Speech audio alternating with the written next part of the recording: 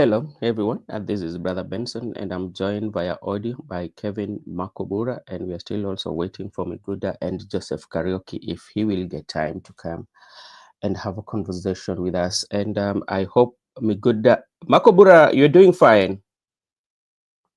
Yes, good evening. I'm doing good. Yeah. Sioni mbaya, nashukuru. Mm. Pali huko kuko vipi? Kwa salama huku, kuna mabaya. Mm. Nashukuru tu mambo sioni kama iko mbaya. The only Okay. thing, Uh, today was a mask day. uh, So everybody was going to town. yeah. They were supposed to be having mask. But did And it they was do just a so? symbol. Yeah, they did. They did. Yeah. Everyone was in town at least. Yeah. It was a must. And it was just a sign of respect to the Kenyan citizen who had the face Mm. what we call rogue police officers. Okay. Yeah, so that it was just a marking of what really happened, and people turned out and Mm-hmm. they showed in solidarity that they were together with the Kenyan citizen who was shot by the police officer. Okay, and he's still fighting for his life in the hospital. I think he's still in ICU. The last time I checked, I saw briefing from his family members, and it was said that he went again. He was taken back to the surgery because there was some uh, materials that were supposed to be removed from him too. So we still believe and pray that uh, he will come out stable, and we appreciate the work of the doctors who are taking care of him at KNH. Makobura, we know we are just a few days away from anniversary of 25th June, and I came across what you call the invitation, the program on how it will be done. And I don't know whether you've come across it. And this is June 2025. And this is an invitation from 8 to 8:10 is opening prayer. There's time and agenda. Opening prayer is here. There's opening prayer. Then from 8:10 to 9, that is praise and worship. Then 9 to 9:10 a.m., 10 minutes of silence of our heroes. Then we have 9 to 9:10 to 10:10 speeches by departed heroes, parents, representative. Then 10:10 to 11:10 Kimbi Kimbi, Kimbi Kimbi and tear gas 1, 2, 3 by police. I don't know what is that. Then we have 12 noon citizen assemble at the main roundabouts. Then we have 12 to 12:10 march to the state house prayer. 10 arrival at state house, lower UDA presidential standard, rise Kenya flag, declaration of new republic by the people for people, swearing in of transition council, hanging out uh, hanging out hanging of hanging of Ruto. I don't know who has come up with this. Well, I don't know whether it is from the Gen Z or is there somebody who has created. Did you get something of the sort? Yes, I did see part of that, and Mm, I think I don't know whether it's a genuine one because I'd also seen another one that was speaking that had a different communication. yeah. But maybe we should. I'll do some few research to get to see Yeah. whether this is the right one or because I've seen quite a number circulating, and Mm, I don't think we can settle on one at this point. yeah. But we will do some more research to get the one that has been verified by the Gen Mm, Z on the plan that they have on the coming 25th, Yeah. which is which is the day of remembrance of what happened on the exact day last year. Yeah, yeah, Yeah. and when you reflect back, as now we head towards the celebration of or anniversary for the fallen heroes or the fallen soldier, or the work that the Gen Z has done from the time they started to agitate for good governance to the time we are in today. Maybe can you just walk us through, on your own perspective, the achievement that you feel like they've done? That is one, and also the challenges that they have encountered along the way, and what could be the best, what is the way forward, what is the way out now, because this is 1 year since this journey started. Okay, thank you. What I can say about this is I think Gen Zs have been consistent, and out of their consistency and out of their bravery, their Mm-hmm. act of being brave, I think there are quite a number of things which we have received, and which, as a country, we are enjoying courtesy of the move by the young people of the Republic of Kenya. If you Mm. remember, one thing that was going to affect the people of Kenya was the finance bill. Can you please check your Did audio, because it's kind of like cracking, my brother. It's not clear. As Makobura is checking his audio, I can see Douglas Kibogong, thank you so much, and Brenda also, thank you so much. Ben, have heroes in his mind. Yes, it depends. The heroes and heroine. It depends on. There are people that I would call, because when you look at the June 2025, especially what happened last year, or when you look at the finance bill, they were heroes due to the fact that there are some of the things that really happened that we've never seen before. And one of the things that I would count out, or one of the things that I would point out, especially for what happened, is that that was the first time that we saw a group of young people came out in large number to protest, and a peaceful protest that was organized. They only needed only water and to carry the flag of the Republic of Kenya, and that's why we call them heroes.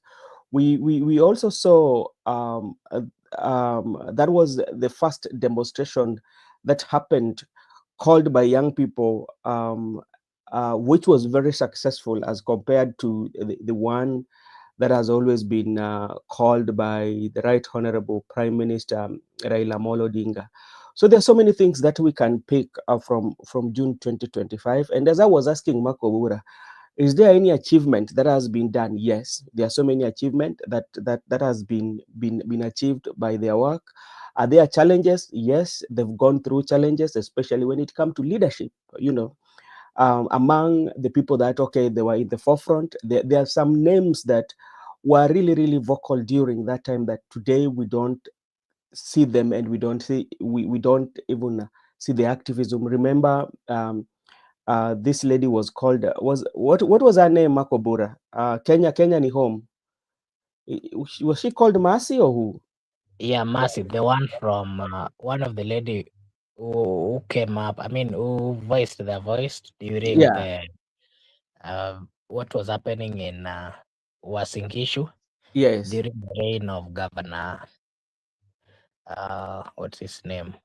uh um Mandago. uh Mandago, yes, During the reign of the Finland, Governor yeah. Mandago.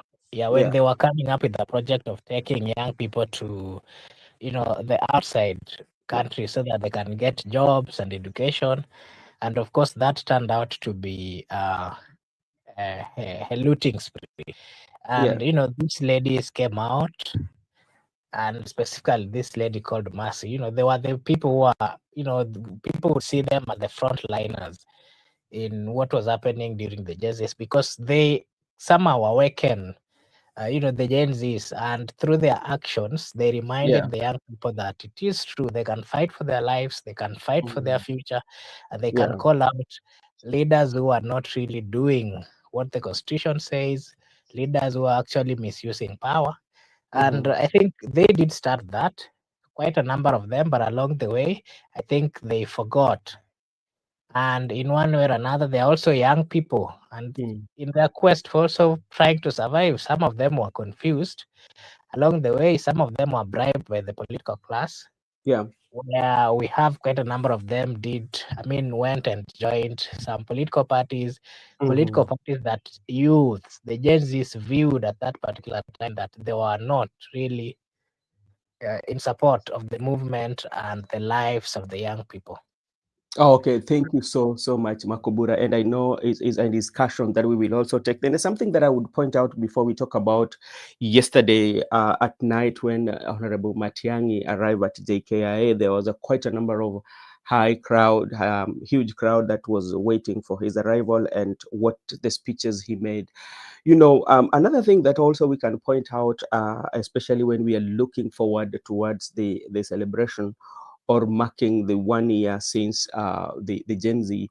Actually, this was a turnaround in the political class, and if you see what the Gen Z did, it has created some kind of like uncomfortable grounds for the political class, and until today, as we speak, the political class have not mastered.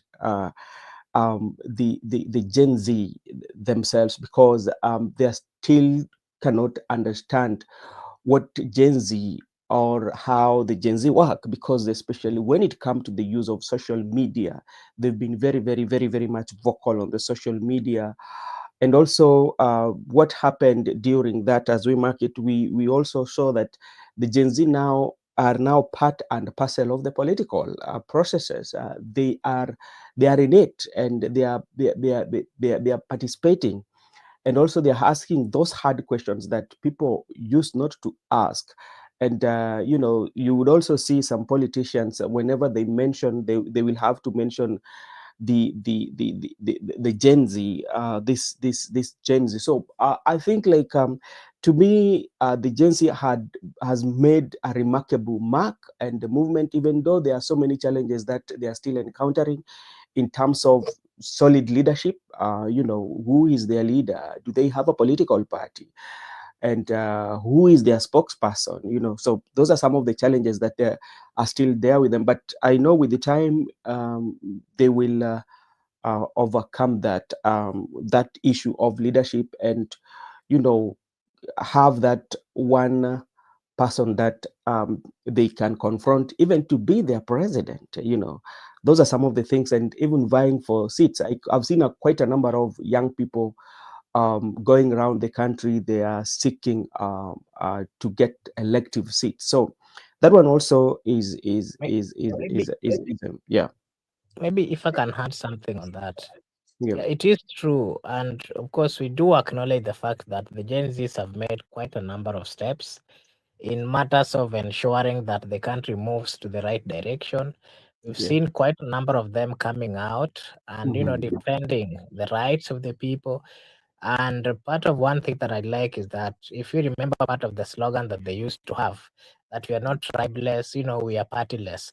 Mhm. And I think that was then demonstrated during what happened to our good friend Ojuang, Mr. Yes. Albert Ojuang, Mhm. when we saw people coming from different regions, and that was a confirmation that it is true that the young people are tribeless. They do not really care about tribe. What they care is the life of fellow Kenyan, the life of fellow youth, and they are Mhm. out there coming out to criticize a government that is oppressing, a government that is not respecting their rights. Mhm. And part of some of the problems that they faced is that, of course, lack of finance and money. Remember, these are people who have learned, and some of them have just gotten into their family life. Mhm. And with the high level of unemployment in the country, some of them are Yeah. facing quite a number of problems. As much as they Mhm. want to get out of street to fight for the rights of others, they also have to provide for their young families.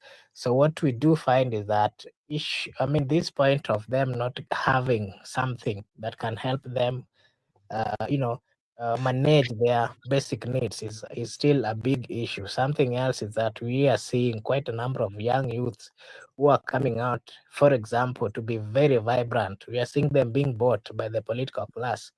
Mm-hmm. and then they tend to betray the entire youth community, and the likes of Caswell, the likes of quite a number of them.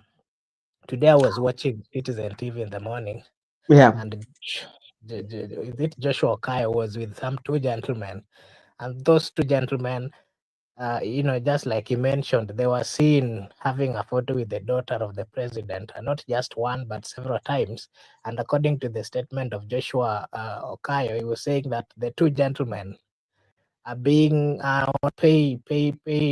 being paid on a monthly basis Mm. to to speak about negative things, especially on what the young people are doing, and to investigate the fact that as it is not right for young people to fight on the street. So this is part of the changes that we've seen as youth. But above Mm-hmm. all, I think the unity is still strong. Unity is moving well, and we believe Mm-hmm. the right time we shall reach where we are headed. Okay, Makobura, thank you so much. And if you're watching us for the very first time, we are kindly requesting you to support our conversation in this channel. This is Brother Benson. You can hit that subscription button so that when we are engaging in such like conversation, you can be part of it. And I'm seeing my brother also is here. My brother, how are you doing? Hello, brother. Viva Gen Z, viva. Yes. Viva, viva, viva. I heard that saying. It's a good saying. Are you ready for 25th? Yes, and that is the conversation we are having before we will touch a little bit of Matiangi. And today also Rigathi Gachagua was in Meru, and we just want to see and give your opinion on what transpired, especially in Meru. And yesterday night in the evening when Matiangi arrived, we saw a massive reception at Jkia. And maybe to start, my brother, as we geared toward 25th of this month, where people are going to celebrate or are going to celebrate the heroes, they call it so, of the finance bill. This was a remarkable history in Kenyan history in terms of political processes. If you look at where it started and where it is, is there any or something that you can point out that the movement, especially for the Gen Z and the practice in the political processes, has achieved? And if there is so, yes, then are there challenges, and how can they overcome those challenges? Absolutely. The Gen Z movement brought a lot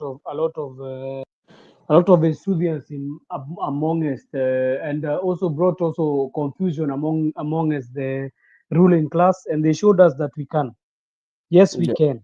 They showed us that we have the attitude of yes, we can. So if we need to push forward and achieve our inner selves, we can. So they achieved a very big milestone. That even our the former people who are called the Yantax, the Yantax, Akina Orengo and Muite and the rest, Mm-hmm. they were not able to achieve. So these guys they achieved, and it was within a span of a small short of period. The other guys, the Yantax, they used like almost 2 3 years to Yeah. be able to fight this struggle. But the Gen Z are felt. That's why you hear everybody's talking about them. Yeah. And when you become popular, brother, is a must. You will have some controversies. That's why Mm-hmm. we have controversies of people like Akina Kasmuel, Yeah. and the other some of the Gen Z saying that they were paid. Yeah. Some of them, you found them, they joined the government, not just because they wanted, it's because it is compromising. Mm-hmm. What Gen Z did not anticipate, they did not anticipate that we can form this formation, then people are going to take advantage of it. So some people took advantage of it, and they got some things for them. But let me assure you, this one is Yeah. not going to long last, because even Mm-hmm. if you use the death of young kids to climb a ladder, it cannot Mm-hmm. help you. The same thing that it will not help also Raila Odinga, because he joined in and took the pride of these kids, what they had achieved, to come and say that they need to settle down the government, and also help it in stopping anarchy. I don't Yeah. see any anarchy that Gen Z were doing. They were just saying what was going on. Yeah. So if he thought it was anarchy, he's now stepping on blood which was poured by these young men, and they are our heroes, and we are going to celebrate them. No matter anybody tells us we are not going to celebrate, we don't care. Mhm. They can keep the hell with their public occasions. By the way, I don't watch them. I don't Yeah. watch the public occasion. So the public occasion that I'm going to be watching nowadays will be June Yeah. 25th. That one will be Oh, my Madaraka Day. okay. Thank you so much. And I'm seeing Father DD. Father DD, I hope you're doing well. I keep on asking. I hope our grandma or our mother is recovering well. And also, Douglas Kibogong is saying this. Suppose 25th anniversary will go, the so-called Gen Z will resolve where? Something will happen. It starts by a milestone, because like if you look at again before we discuss about the Matiangi factor, especially on what happened yesterday, if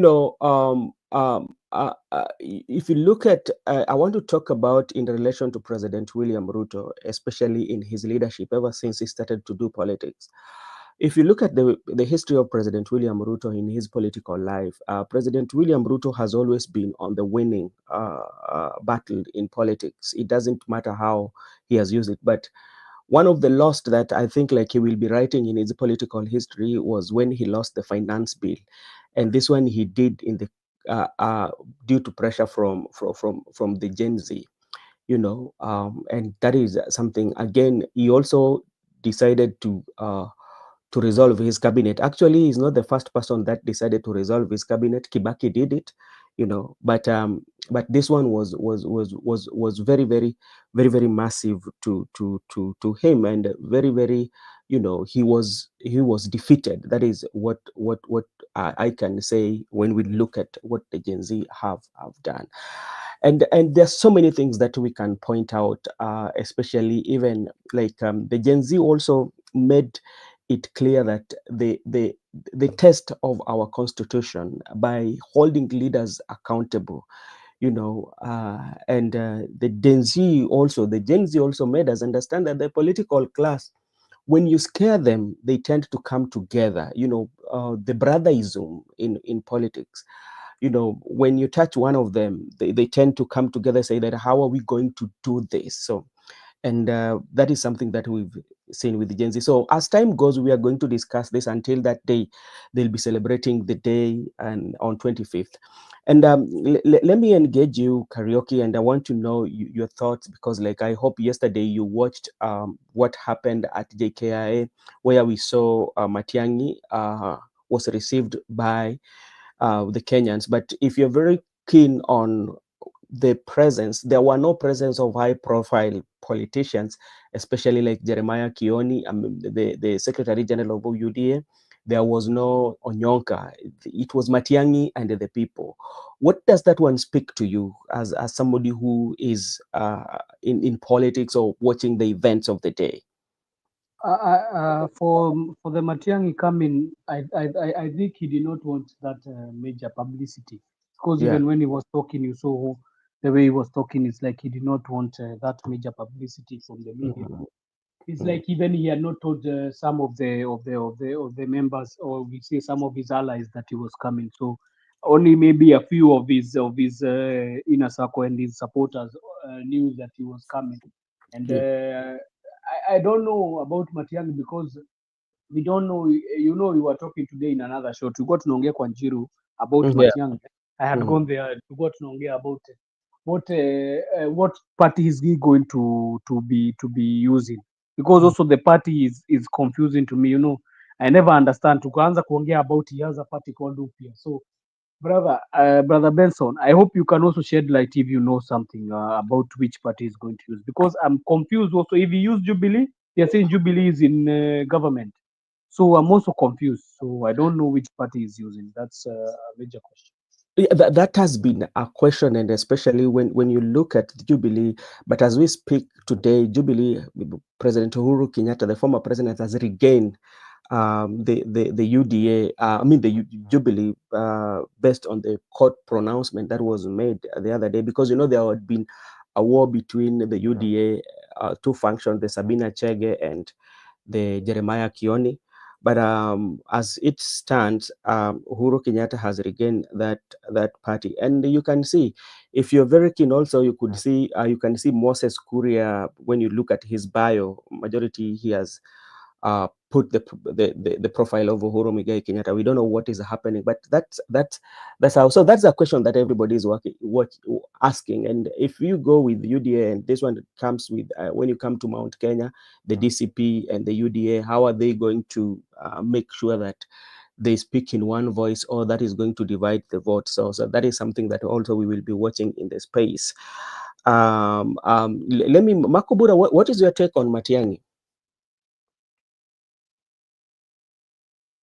Okay, thank you. I think my take on Matiang'i, just like we've always said, Matiang'i is up to the task. That is one thing that I know because of his previous, his previous role in governance. One thing that we can remember is that Matiang'i is someone who was brought from, he wasn't a politician, but he was brought forth. But we did confirm that under the roles he was given, he did quite, whichever position he would be taken, there's something that he would do, and people would remember him in that position. Mm-hmm. My general understanding of him is that he's capable as a politician. I mean, if he wants to go for presidency, he can manage. He has this tag of Mr. Fix It. I think he has similar characters to the late John Pombe Magufuli. Mm-hmm. The only challenge that we are still having with him as a people is his connection with some of the leaders that are also vying for this particular seat. And we don't, for example, a point where, for example, he wins presidency, and then people come and say, the political class who are supporting him, come and say that, for example, Wamunyoro, that we gave you this, now lazima uzingatie na ufuate maagizo yetu. You have to give us these specific positions. Yeah. We don't want him to be brought forth through the former president Uhuru Kenyatta, so that if he messes or if he starts doing things, then you've always understood that wanaandikiana, they do get into some contracts. Yeah. And these contracts are the problems that we've been facing as a country. Mm-hmm. These contracts are the ones that have not been allowing people who have been given opportunity to serve, to fully serve at their ability and at their best. Because the contracts always, holds them hostage. And it makes it tough for them to do the right thing. Because when they want to, for example, crack the whip, he will be told that we supported you. You are not supposed to crack the whip on us, even if that person has done something which is not right. So my take is that if he should come as an individual that understands the problems and the challenges the people of Kenya are going through, if he comes as an individual truthful and genuine to the people of Kenya, is going to get the support of the people, whether he's supported with others or not. But if he comes as a tag, with a tag that he's supported by some specific people, then that is going to taint his name in this sense. We want someone who is liberated. We want someone who is going to make decisions based on the reality of what is happening on the ground. We do not want at any point what we are seeing, for example, in this government, where because UDA failed and then they brought ODM in, now they cannot crack whip on those anybody who is within ODM. And again, they are now trying to serve the masters of ODM and the close allies of ODM at the expense of the people. We are seeing them rewarding old political class within the ODM faction. We are seeing them rewarding close allies of the senior politician, that is Raila Amolo Odinga, at the expenses of the people. And this has made them divert from the fact that they needed to perform quite a number of things to the people of Kenya. And Mm-hmm. that is the point where we have a departure, we have a problem with them. And that is why we are still even saying to Fred Matiang'i, Yeah. let him come as an individual, let him come as a person who is coming because he understands what is happening in the republic and the challenges that the people of Kenya are facing. If Yeah. he comes with a tag that is being supported, then I can tell you he's going to have problems which are not really going to go well with him. Mm-hmm. Yeah, and I think that is what I can say about him. In matters of managing, he has the capability, he can do it well. Mm-hmm. I can see Douglas here is saying, that you ask me, he's defending railways to what? I don't know. Maybe you can clarify for me what Then Douglas. ask Mark is defending railway to go to Malaba. I don't know. I'm not defending or anything. It is a right. It is a right. And of course, part of expansion of the Kenyan territory and part of making sure that you isn't matters of business and matters of business, you need to do expand the infrastructural activities. What I'm Mhm. saying is that matters of infrastructure, whether it is a road, whether it is airstrips, whether it is railways, it is a right of the people of Kenya. Yeah. It is something that they need to be given. Mhm. And remember, this one is connecting two countries. So I'm not saying I'm in any way, Mhm. defending. I'm not defending. It is a right. Currently, Oh, there's a railway running all the way from Kisumu to Nairobi, of course, through Malaba. If it is high time that it needs to be upgraded so that we get to a point where it can work and assist the mhm. people of Kenya in matters of infrastructure. Of course, it can ease and ensure that Kenya gets more profit, and it also expands the economy of the country.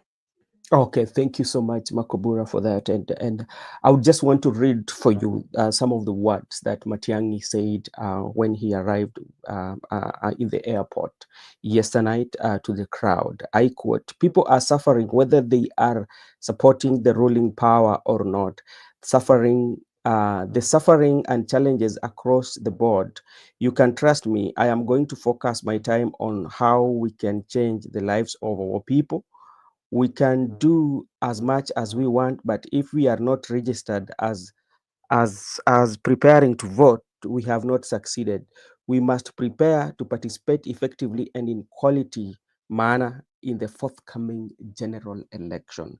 There's something that I pick here, especially that he has spoken about, that if we fail to register, that is, if he was telling the crowd that if we fail to register, then that one we have not succeeded. And this is something that you would also want to know, especially from the younger generation, especially who are agitating for change. Have they registered as voters? Because we sometimes they might be very vocal and create all this accountability and transparency and ask these tough questions that some members of parliament or some the leadership, the political leadership, cannot answer, but yet they don't have the votes. That one is not going to change anything. So, Karaoke, what do you say about what Matiang'i has said? And if you look at even his tone, the way he spoke, he did not go the politics of attacking. And remember, as he was being received, the chants were out, Ruto must go. People were chanting that. What is your take on what he said? Uh, uh, I don't know, but I support his view because people should come out and take and register as voters. Because if you don't register as voters, how do you expect to win the election against a cunning person? We need to register and register and register. This Gen Z, the way they are saying they are in the streets and what, they need to come out and register also.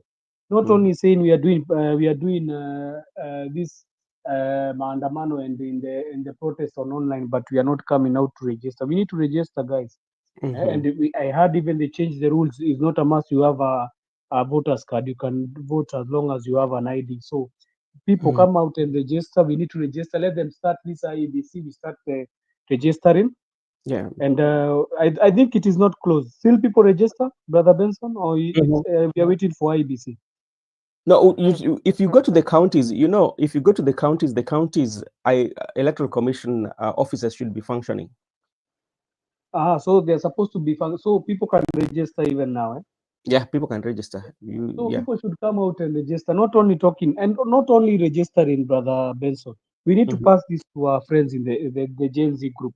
These guys, I see some of them don't like to tire in the lines and waiting to vote. It is a tiresome duty. I think you have voted for a long time.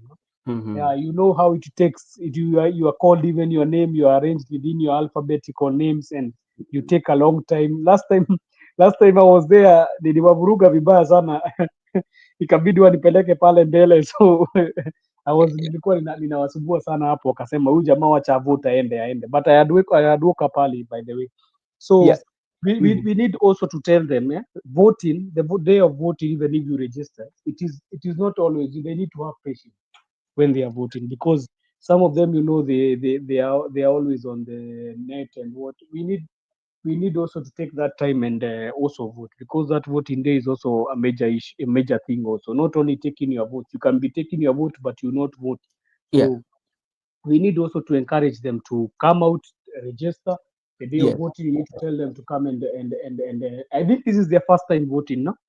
Yeah, majority, larger number, the larger population, it will be the first time voting, and I concur with you, because if you don't vote, then you don't have to complain, because you've not participated in making decision of the leadership of the country. So those who should complain about the leadership of the country, that those who are voting, you should make sure that you vote. And as you said, it is quite much tiresome, especially when you look at our system of voting. They're not as very, very efficient as it may. Sometimes it might fail, especially when it comes to the voting. And something also we have to remind them, we are not voting electronically. We are voting manually. So we are still voting manually. The only thing that we do electronically, it is identification. We are being identified electronically, but voting, we vote manually. Then transmission of the result is done electronically. I was ashamed, brother. How can we are taking we are being registered electronically, but we are voting manually? Even that lady who was when I was voting. I started with the digital one. Then he told me he fine. I asked her, then why do you tell us about this electronic? We let us know we are voting manually. Kama mpaka mlete ile ya mrorongo, tunasema tunainua mikono juu, tunasema because there is no need of us using a lot of capital in these election games, and we are not going to use these machines. There is no need for us to use a lot of money in this. Let's get the ballots then, instead of using the machines they say that they are using for collecting our data, and then you are going to vote with it. Nilikuwa nimeambia ati itakuwa tu ni kuwekelea kidole umemaliza. But nilikuja nikaambia shika fomu bwana. Kwa nini unasema unawekelea kidole wapi? Shika fomu. I told her, okay, no problem. But I don't see the point of us having these all digital things if they cannot be used. That's why I envy the electronic college in the US, because it's so much advanced and it's so much. But we can reach there. It's just because we have people who want just to disturb us. We can do it. It's just because we want to be disturbed. Yeah, we can do it. Unajua, katika lugha ya Kiswahili, unajua Kiswahili saa zingine inatokaga vizuri. Kwanza siasa zetu zimejawa na ubinafsi. Unaona, ubinafsi ambao sisi tuko nayo ni kwamba unapata mtu anaenda kwa benki anakupatia pesa. Unajua, wewe nadhani mtu anaweza kukupatia tu pesa tu kila wakati, lakini hakuna kitu ambacho atataka. So ubinafsi, kwamba watu ambao wanafanya siasa hao ndio wanafaidika, lakini wananchi nao wafaidiki. So na hiyo ni jambo moja labda ambayo hata hai kizazi kipya watapigana nacho, mambo ya biashara. Yani tuseme kwamba siasa ya biashara, the politics of transaction. That is also a major challenge that the young people will have to. How will they withstand the amount of money that will come their way just only to make them vote otherwise? Makobura, how are the young people going to how are they going to withstand the transaction politics, whereby even if you're given money, but you can still vote wisely?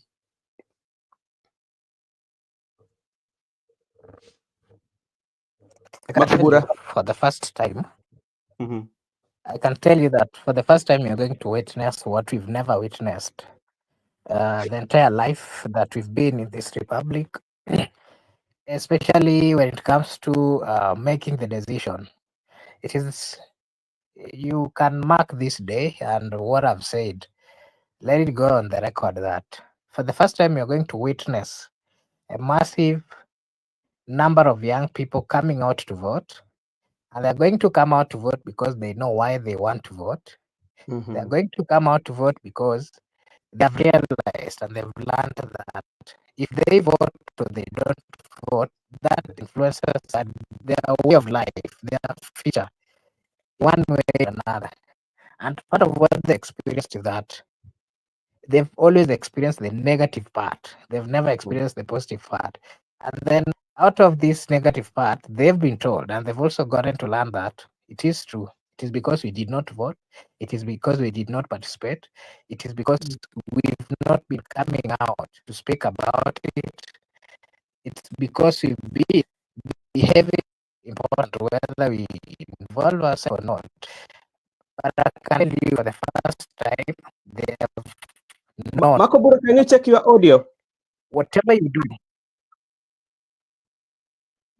Your audio is kind of like it's shrinking. Do I say that? It can has some cracks. Let me read the comment. Also, this is what Brother Benson, can I answer one of the comments? One of the comments that has been raised here. Yeah. Please, if you don't have any issue, I can answer. Mm-hmm. Is Ben who was asking, can we vote like the US? It's like he's saying we use our coin size. It's not that we are saying we need to vote like the US. Even if we want to vote like the US, we don't have the what we call them, the facilities and what have you to vote, because we still use the classrooms as voters polling stations. No, we don't have a place that we are being designated for us to vote. So we are not saying we vote like the US, but we are asking the question of why do we use all that money for a system that we know will always crash down? That is the question we were asking. Why do we use money for a system we know that is going to crash down? It's better they tell us there is no electrical system we are going to use. We are going to use it manually. It's very easy. That is what I wanted to answer. All right. Okay. Thank you so much. And something that Makobura, and something that I would tell Douglas is when you look at how the US votes, they vote differently. There is early voting, there's absentee voting. So there are ways in which they vote. There are those who vote on the voting day. Yeah. So there are so many categories on how they vote. We still do not have that capacity as a country to hold that. And remember, even if you look our country ourselves, like that trust, we don't even trust ourselves enough. Even those who are in the commission, they don't trust each other, because we know that sometimes most of them do work on behalf of their godfathers. That's why, like, you feel like when commissioners are being appointed, there must be outcry. Like right today, people feel like even those who have been appointed today, like they are kind of like the result of one-sided, the opposition are raising questions, and we have even like a case right now in the courts challenging the appointment. So until that time that we will trust ourselves, especially those who are employed as commissioners, that we trust ourselves and they know that their main agenda, they are loyal to the people. They make sure that the vote of every Kenyan counts. A woman in Garissa, her vote will have to count. In Wajir, in those remote part of country, their vote will have to count. So that's why we cannot still vote like US? Makobura, you can pick it from there. Okay, can you confirm if I'm clear now? Yeah, you're clear now. Okay, fine. Yes, so I was saying that for the first time we're going to witness quite a number of huge turnaround. I mean, huge number of people turning to vote, and part of that is because the youths have really suffered. Specifically, the Gen Zs have suffered, and they've learned that it is true things are not working. They've learned that if we don't participate in one way or another, we will end up having a very difficult way of life. We will have very difficulties in our future, and of course, remember, we have to fight for as well our future children and those who are coming in the near future.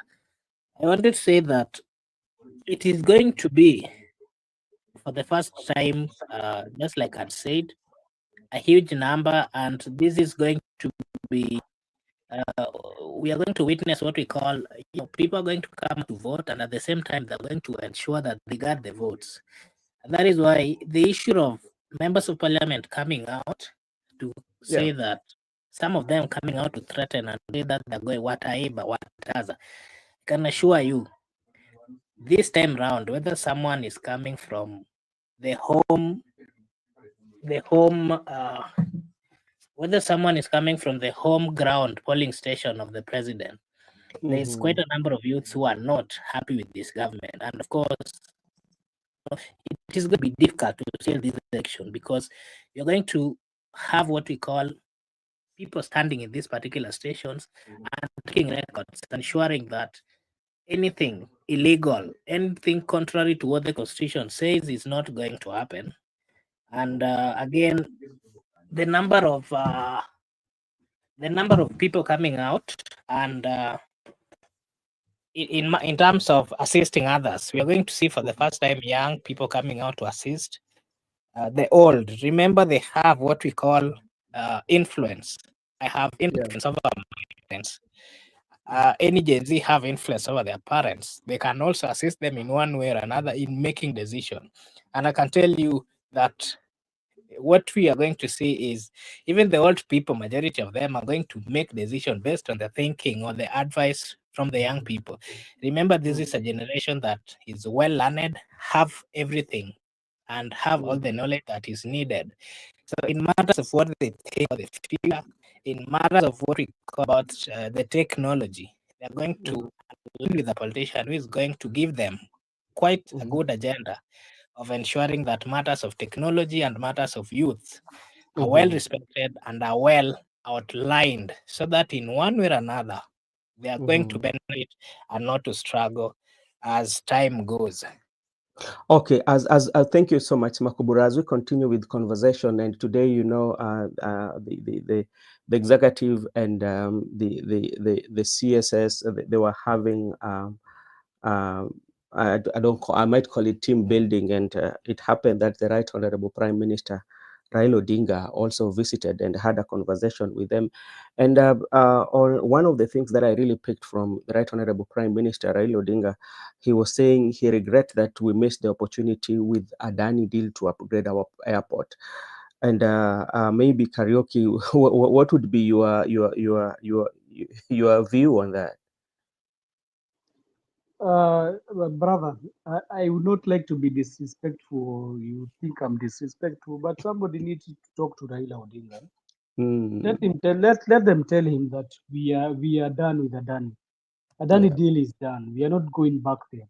That deal was not good, and you know it from your heart, Brother Benson. It was not good. It was harming us. Why can we be able to build a stadium of 340 something billion, but we cannot be able to build an airport?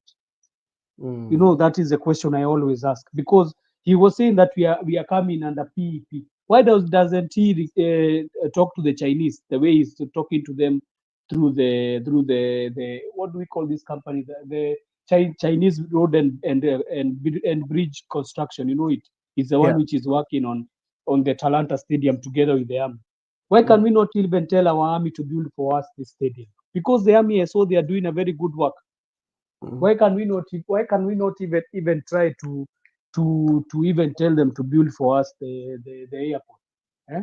Or we build it with a PMP. You know, we can build with a PMP. Then they pay for some money. Then they can, after we have done with the pay, they can leave. But this Adani deal was all very smelly. How can you tell me that you are going to have the airport for that years? Then after that, you still be having some shares in the airport. That means like is like you have bought the airport. So somebody needs to talk to Raila and tell him, brother, he needs to tell him he needs to come to reality. That people are angry with the things that are happening in the government. We have an executive, brother. You saw how many people went for that meeting. The executive looked like a members of parliament meeting. It's an executive body which is supposed to be having only cabinet secretaries and PSs.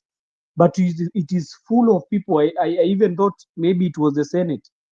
It is Senate who are having some meetings. The meetings they go, the recess they go. But I saw later they are saying it is cabinet, brother. It's too much of waste of taxpayers' money. It's too much. We have cabinet secretaries who are about 22. We have permanent secretaries who you find they are about 22. That is 44. We have advisors who are 20. That is how many? 64. We also still have the AG. We have so many other people, brother. It is a bloated thing. It is a bloated thing. And I saw somebody who told Raila, he told them one thing. He told them, brother, you are saying you are in the government. You have only 2 CSs in the government, and you are still telling your people you are in the government. Which government, if you have only 2 CSs? It means even you are unbalanced. It means you're the marginal. You're the marginalized in that. Let me just, if you look at it, because like that, if you look at it, when you look at the think tank of Raila Odinga, who has been campaigning for him, all of them are advisors of President William Ruto. Thinks of Adam Solo, thinks of Macau Mutua. There's so many of them, around 4 of them, if not 4 or 5 of them. They are advisor to the I president. think Joseph is talking about the Luo community specifically. Yeah, the Luo community. Okay, all right. Leave Akina Joho. You know, Joho is in his own. I'm saying about the community. You know, they are saying that ati pesa inalala. I don't know. Wanasemaga pesa inalala wapi? Pesa Homa Bay. Homa Bay. Na hiyo stima sijui inaanuliwa wapi? Ati waga wanaianua.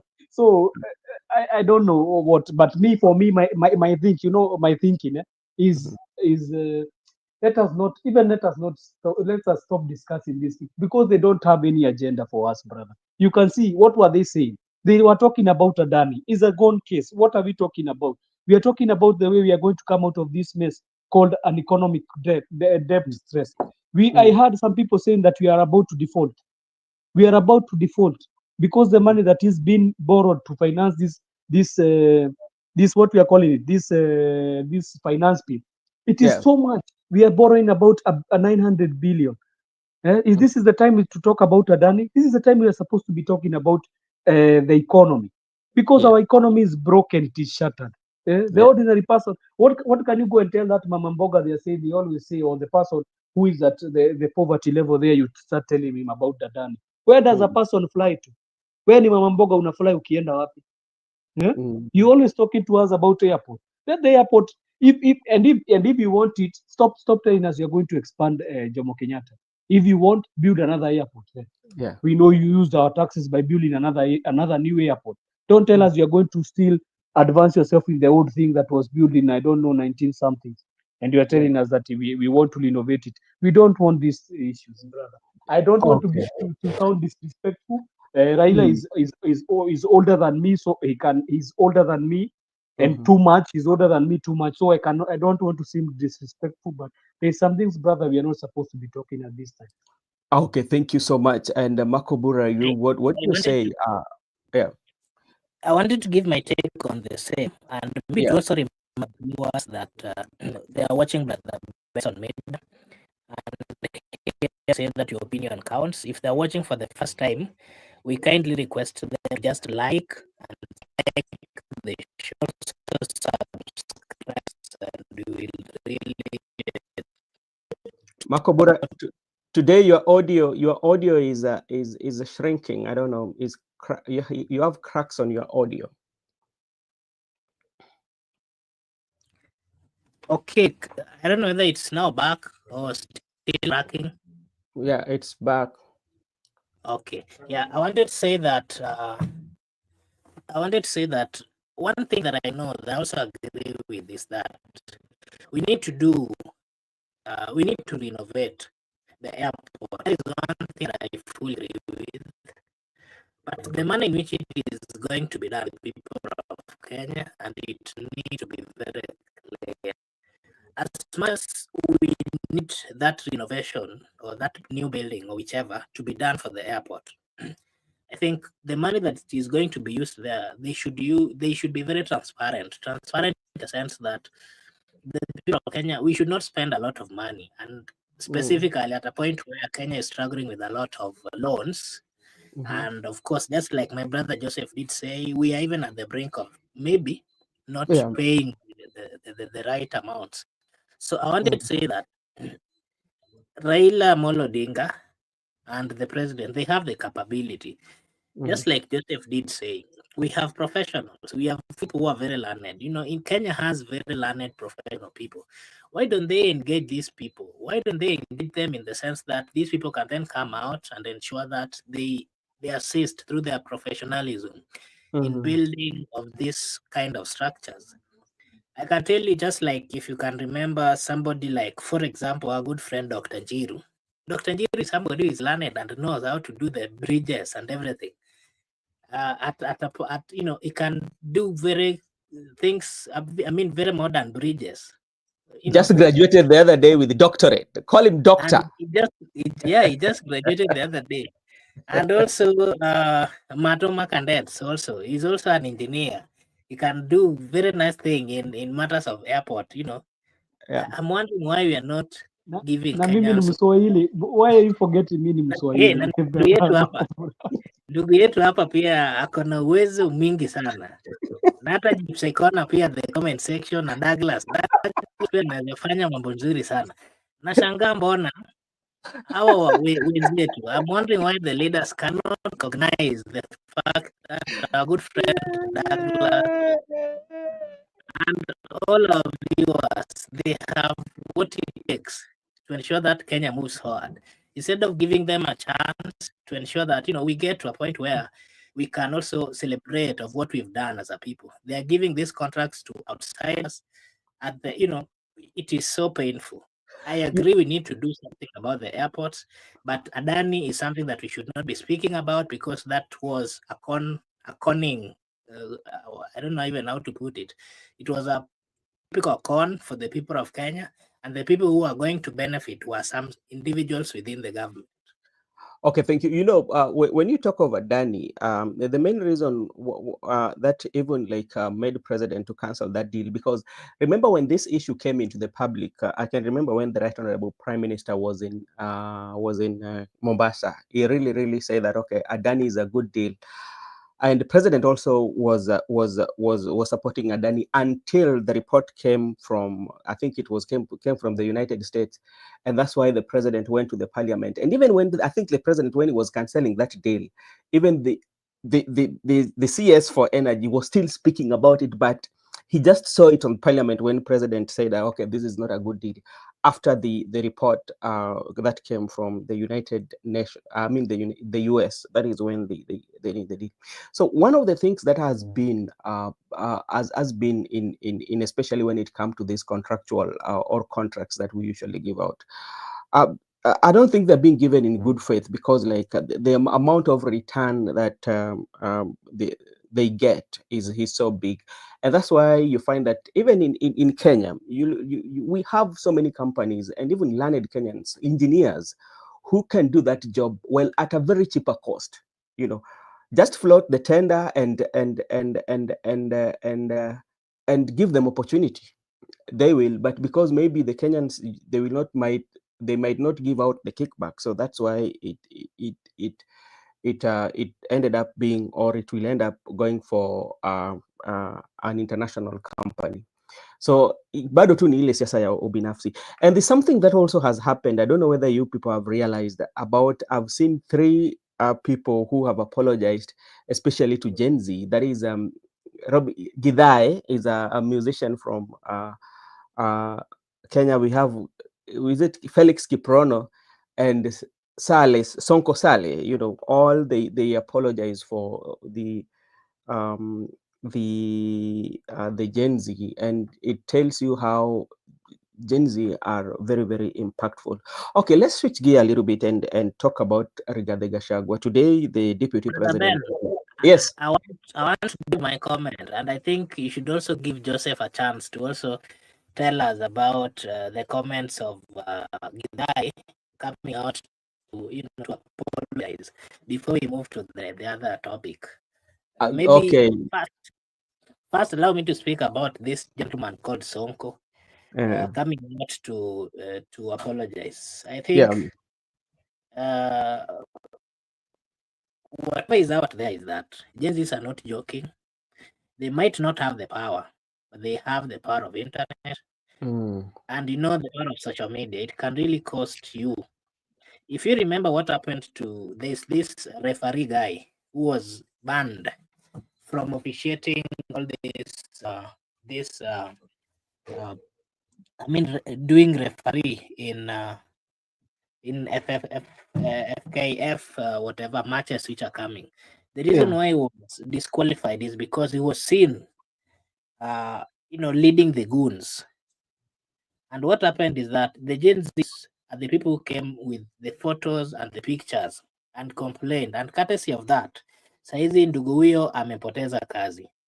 That is the power of social media, the power of Gen Zs.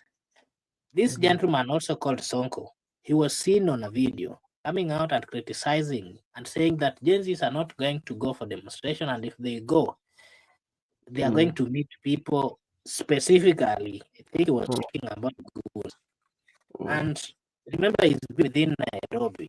He had to travel to his rural home in Homa Bay and make a video asking for forgiveness. That tells you that as much as Gen Zs cannot come to arrest you, as much as they cannot come to beat you up, the power of social media, they can use it to ensure that you get finished. And that is what happening. The gentleman went home. He's now at home and he's now apologized. And he's saying that it is true.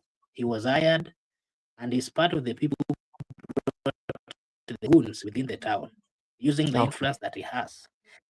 All right. Something else, the Kiprono guy, who is also a lawyer, he was supposed to represent the two police officers who shot Kariuki and others within town.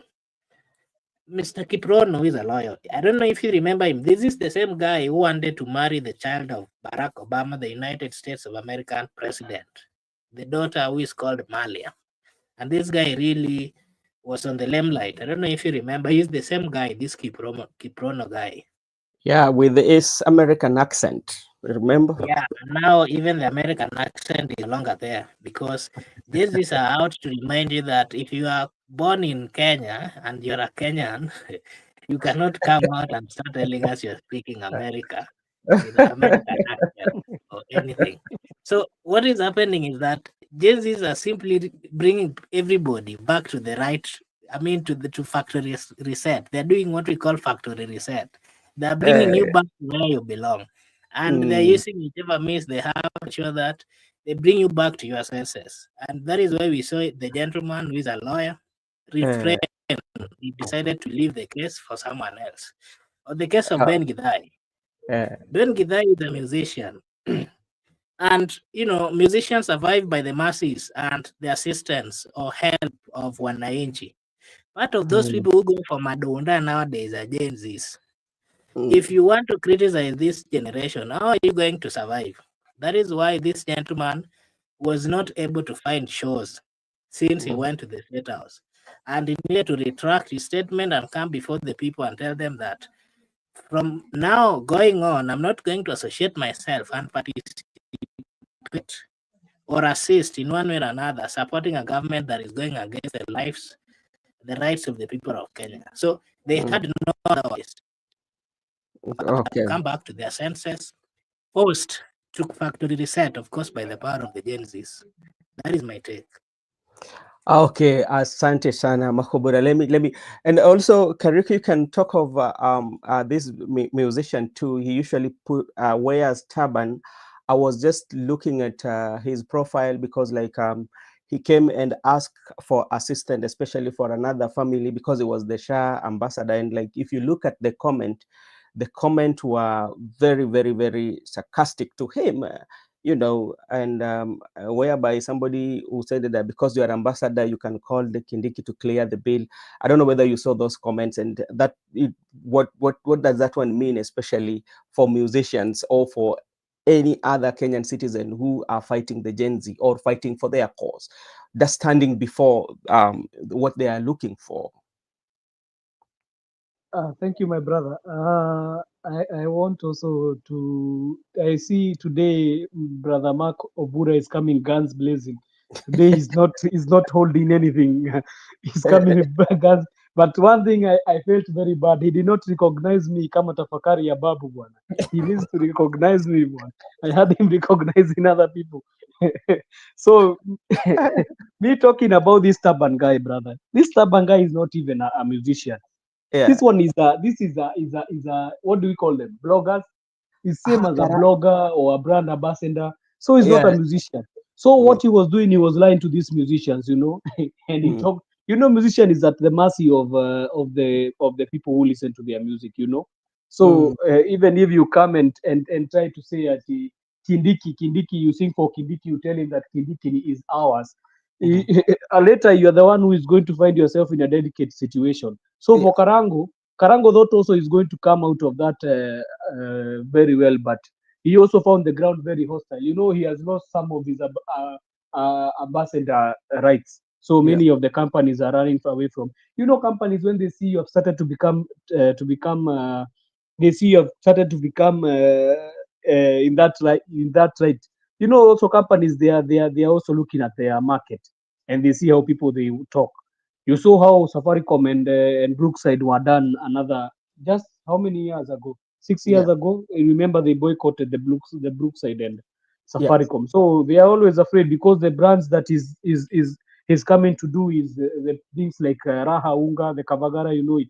So these companies they are always afraid to put their eggs in people like those because they are trending in a very dangerous part. You know, you can be trending but in the right way, but they are trending in the wrong way. So they cannot expect that they are going to get away with it. You saw that guy say that Shah is working. What did the people tell him? Don't come and tell us to fund you for all the things you are telling us. So you can be able to go and call Kindiki and tell him that to fund you. You tell them Shah is working. So this even is a gone case. That guy is not even a musician, just a brand ambassador. He has been having even problems with his family. Let him first speak about his family. Then he can come and tell us all the crap he want to say. You cannot be telling me Shah is working and your family is not fixed also. You need to start from home. So but Marco Bura mimi bwana mimi tafakari ya babu mimi nitakupatia misamiati. Nakutambua ndugu yangu, wewe ni mtu wa nguvu sana. Nakutambua na vile wenzetu pia hapa wanasema sisi raundi hii mali tumefika. What we want is a country that works for all of us. We want a country that, you know, when you get out of the house, you can come back smiling. Do not want a country where you get out of the house and then you come back, you know, crying, or you come back, you know, sobbing, or you come back thinking or having some negative thoughts. We are in a journey, and the journey is long. A good Joseph Kariuki. I know you are aware that we are on a journey, and this journey we have to ensure that we get there, just like the Israelites. It was not easy getting out of Egypt, but of course through the strong men that were leading them, through the strong men who are saying the truth, the strong men who are facing the leadership of Egypt, they managed to cross the river. And at long last they did ensure that ile yani walikuwa naambiwa waliiguza na walikula vizuri. Hivyo basi sisi pia tunaelekea huko na hiyo yani inatungoja mahali. Mimi Marco Bura, unajua mi nangoja mkifika, msinisahau kwa sababu nyinyi ndio watu ambao wako katika usukani, na labda mko tu na mpaka ile register ya watu ambao labda wakifika watakuwa wanapatiwa nyadhifa. Mimi nataka tu niweke kama karanja wa watu yani. Very well. Just like that same day when Jesus was being hanged on that cross. You remember he was crucified by two men besides him. Yeah. One of them, of course, mocked him and said, "You gentleman, why are you crying with us? You are not even supposed to be crying. You're supposed to be helping us." And the other one told him, "No, we are all suffering here, not because I mean, this gentleman is not suffering because he warrants. I mean, there is justification for the suffering that is going through. But Yes. remember, we did something that was not wrong, and the punishment we are getting it is justified. Remember what Okay. Jesus told him? You are wise, and even the words that he was speaking, the words did not come from him. And truly, truly, truly, when they were in heaven, of course, Jesus told him that you will see me there, and you will see the nice things. I can tell you that is where we are headed. We are not going to criticize anybody along the way on accounts which cannot be justified, but we are going to do it in accounts which are justifiable. Okay. Thank Brother, you. before you go to the next topic, Yes. I like this Marco Bura. This Marco Bura, brother, today I like him. I like the way you are coming guns blazing. We have started the journey, brother. We are What ready should now. what should happen? I should always host so that he's not host. He become a guest, right? Yeah, he's nice becoming. I like him. We are injecting. We are injecting in both sides. Yeah, I like So that. I like that. I will make sure that I'm hosting so that Marco Bura can continue having the conversation. There's something that also that maybe we will comment as we go on, something that was said by Murkomen. He said that online platforms are increasingly being used to sell drugs. That is, I quote Murkomen. And there's also something that also is happening about with Anne Waiguru. I see people are saying that ni kama ameona mbali ni giraffe. So things are happening, and we will follow them as they come to us or as they unfold. Let's switch gear a little bit and go to Meru, where Rigathi Gachagua was, and actually they have opened an office in Meru. They had a very successful rally, despite the fact that there were some goons that attacked them on their end. Attacked them, but they did have a very, very, very good rally. And I think, if I'm not wrong, President might be going in Meru, if not Meru, Embu, in one of these next week. I don't know, but I will confirm that. Now, based on what we saw, especially the crowd and opening an office in Meru, especially a place whereby Honorable Kindiki is coming from, right? What does it want to speak about, especially to Kindiki? Because remember, Kindiki has been going around with empowerment project, especially empowering women, empowering the musicians that we've talked about. And Rigathi Gachagua is coming and telling you, okay, here they are bringing money, but on the other side, they are bringing vehicles and all that, the empowerment. Nyinyi mnaletewa Maragwe. To start with you, Joseph, what is your take on the rally of today, or the rally that Gachagua had in Meru today? Brother, I would lie to you too if I saw the rally today. I've been quite busy a bit, but if you are saying that Meru, I just saw a short clip when he was greeting those guys in Meru. For the goons, is a must. They are going to have goons in all the rallies that Gachagua is going. These guys, they are being paid by the people who are all on the ground. You find those Akina Ruku and Akina, they're called who? This Akina Kindiki. They are going just to pay some youth to come and spoil the rallies. You know them. You know the caliber of people we have in the government. We always want to pay people. And I don't know who told them that paying people, it means that when somebody comes and brings goons, is when people are going to change their minds. That will never change. Even if you bring your goons, and that's why you see even Swale is happening to him the same way. You will never change people's minds. So what you are doing, you're even making them more stronger when you try to bring your goons inside these meetings. For him, I think Gachagua is going all guns blazing like Mr. Mark here, Mhm. Marco Bura. So I think he's in the stretch. But also, what I heard about him is going outside of the country. I also see it is a great plan because if he goes out of the country, we'll have that. It's better he has that relaxing. Maybe it's Mm, somehow like a vacation, so that mm, also he can give himself also a place to breathe in. Then he can come back and he'll be having so much to tell us. Mi napendaga akikuja kuinject na kutuambia kile kina happen kwa hii mm. serikali. Unajua we are always some of us are always blind. We don't know what things are being sold in the country because I'm hearing we have sold the country. We are about even to be left with only the flag and the map of the country.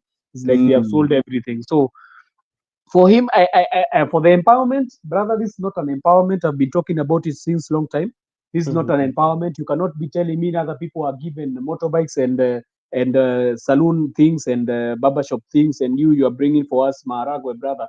Those Mm, maharagwe that even are not even they are not even when you cook them, you need to cook them for about 25 hours yeah. so that they can be able. Na tena And mnapendelea even when you gasi cook,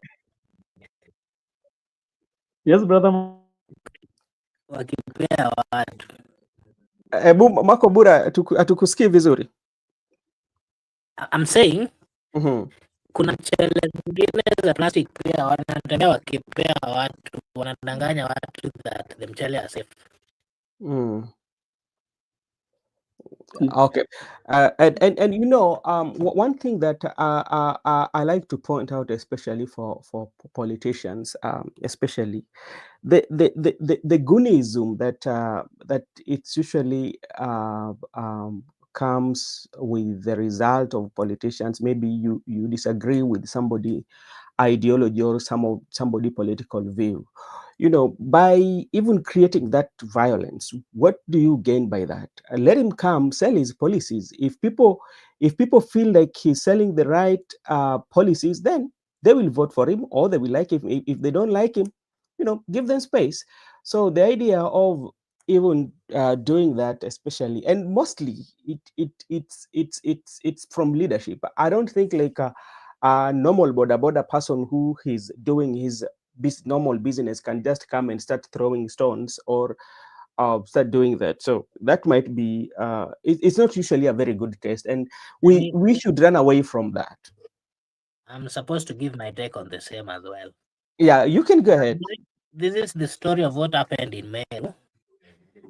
When the members of parliament of partly the area where Rigathi Gachagua was supposed to pass by, when they heard that he was coming, they gathered quite a number of youths and paid them some money.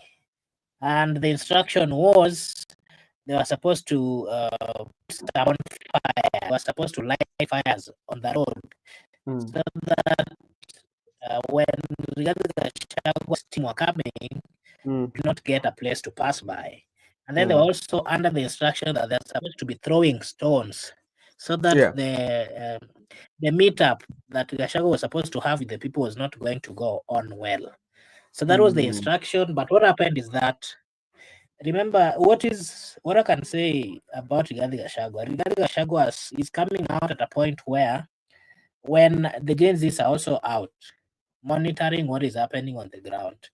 And part of that monitorization that the Gen Zs are doing is now working for Rigathi Gachagua. Because what happened in Meru is that as much as the few goons had come out to start burning the roads, the real Gen Zs came out and said that this is not how things should be done. And of course, that allowed Rigathi Gachagua to get into where he was supposed to get into.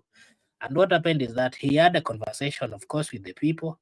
And while he was almost getting over there, the real Gen Zs and the real youth started, sending out and sending away all these other goons that are given money by the members of parliament to ensure that that rally did not go through. What I can say about that is that we have a constitution. The other day I saw them saying that it is not the time for campaigns. But what really makes me wonder is I saw this. I've been seeing the PA. I hear it's called the PA. the PA of the president not really kinanishangaza na PA wa president ni moja. The PA of the president is more powerful than elected members of parliament.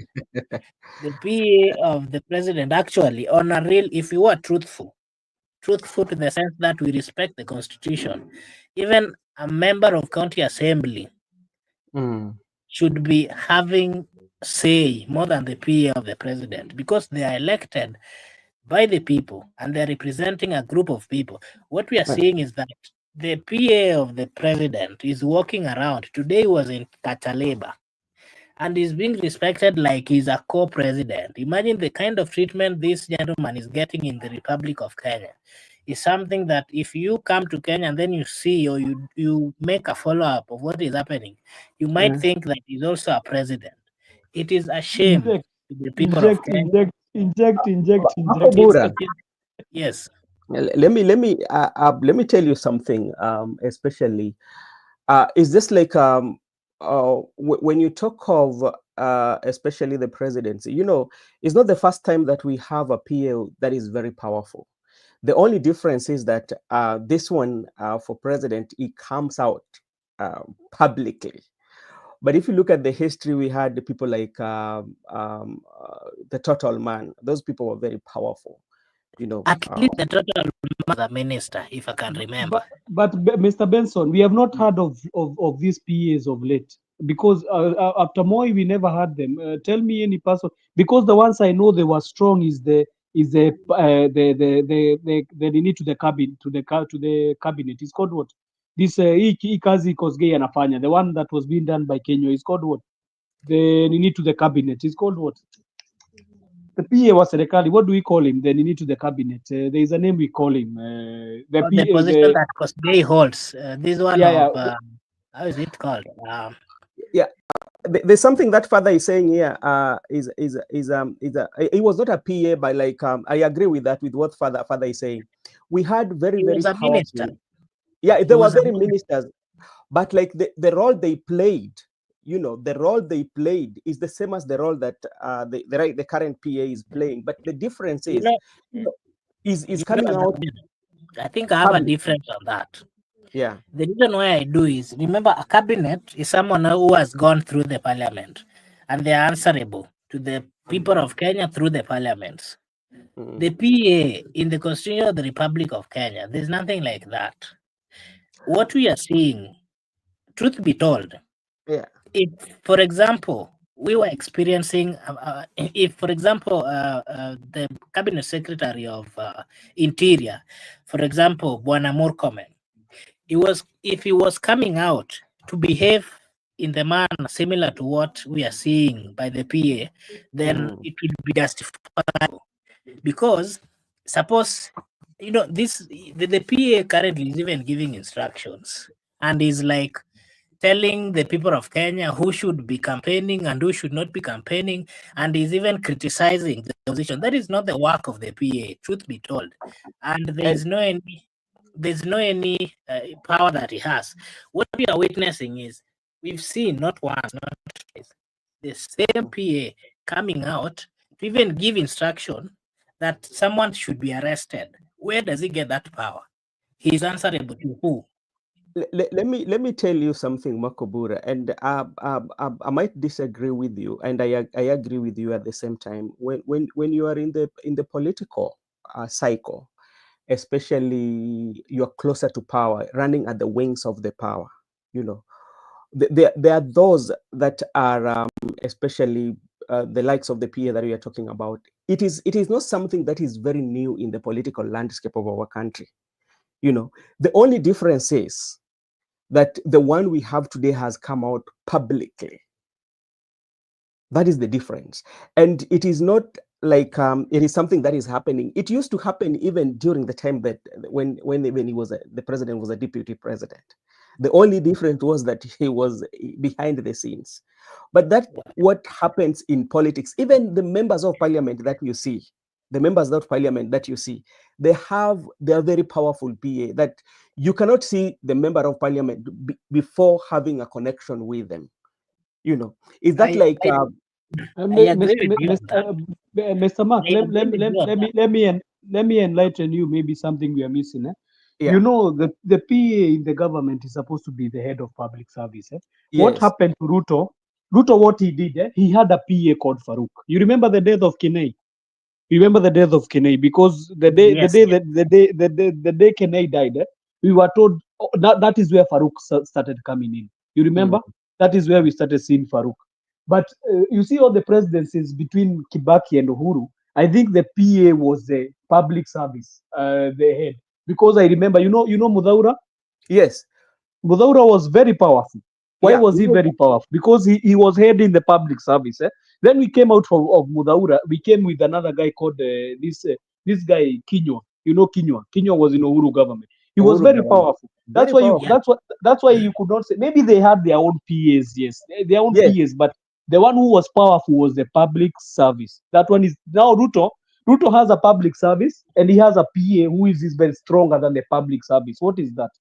Yeah. But The it's PA is stronger even than the public service. And the problem you have with this PA is the ones that you've mentioned. These are people who went through the parliament. They were vetted, and they are answerable to the people of Kenya. What about to a point when, of course, we understand he has the powers to elect. The problem we are seeing as a people and as the youth of the Republic of Kenya, we are not going to allow someone that we have elected, a president or whichever position that they are holding, they come out, select somebody at their mercy, and then they want these people to control the people of Kenya, and yet they have no any justification in matters of what the constitution says, and their position is not even in the constitution. What we are let me. saying is that, Yeah, even he's supposed to give him the public service if he has the credentials, but I don't yeah, think he has the credentials. The, I the, don't the, think he has them. That's why. the only place that I'm disagreeing with you, and I hope you could have you can understand it, and even Father is now saying it. Other persons who used to be very powerful is the controller of the state house, and this is how each and every administration, each and every administration will come with the way they want to operate, and for especially for this administration, we are seeing Farouk Kibet is very prominent, especially, and is very powerful, especially on calling out the member. And even if you go to the videos, remember before when Duale, I don't know which meeting they went, everybody was saying Farouk, and that's why like people. So in politics, in politics, especially like the one that you have, is just only the difference that mambo ya utafauti na wale ambao wamekuwepo awali ni kwamba huyu wa saizi amejitokeza kimanzomanzo, ni anaonekana katika na watu kwa mkutano mingi sana, unaona waziwazi, na unaona kwamba anaongea na hata kuna vitu ambazo matamko, lakini ni jambo ambalo ukiangalia kwa undani sana sana katika siasa hao maviongozi kuna wale wasaidizi wao ambao wako na nguvu nyingi kuliko hata wale ambao wamewachagua, wale ambao mabugumbe ambao wamewapata ukiangalia katika siasa. Brother Benson, another thing that happened, this government does not follow the rules. They don't follow anything. Even what they said, the guidelines, they don't follow. You remember a long time ago, wakati wa Kibaki, who are you waiting to receive information from? Ulikuwa unagoja nani kupatia information? Yeah, there's the spokesperson of the government. Yes. Nowadays, do you see any spokesperson of the government? It's like he's just given that office to any spokesperson. Now, we had a hierarchy of people. I think that is what we are missing in this government. We had a hierarchy of people. Ungeona kumeandikwa sports. Now Ruto comes as the spokesperson. He comes to tell you about the projects that the government is doing. Unapata mpaka president anakuja kuelezea. That is not the way it's supposed to be. You have cabinet secretaries to tell you to explain the works that they are doing in their ministries. But I think they are not doing the things the right way. That's why you see there is so many confusion. Na Mungu pia si athumani. Mungu pia achezagi. Unaona anawagonganisha hata wajui nani anafaa kupatiana ripoti. Hakuna mtu anajua nani anafaa kupatiana ripoti. I want to just say one thing. You agree, your view and what you are saying, of course, it's the reality on the ground.